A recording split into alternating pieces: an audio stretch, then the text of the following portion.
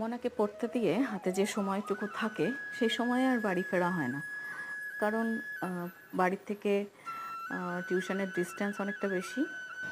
তো সেজন্য ওই সময়টুকু এদিক ওদিক হেঁটে কাটাই।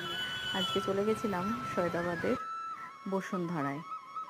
গঙ্গার ঠিক পাশে এই বসুন্ধরা, ভেতরে রামকৃষ্ণদেব সারদা মায়ের পুজো চলছিল, মন্দির রয়েছে ওখানে, তখন পুজো চলছিল। তো যেতে যেতে মন্ত্রপাঠ শুনে থেমে গেলাম, তারপর ভেতরে গিয়ে দর্শন করে ফিরলাম। ভীষণ ভালো লাগলো, সুন্দর পরিবেশ, বৃষ্টি হয়েছিল, চারিদিক ভেজা, তবুও বেশ ভালো লেগেছে। শুনেছি এখানে নাকি প্রতি রবিবার 150-200 দুস্থ মানুষকে খাবার খাওয়ানো হয়।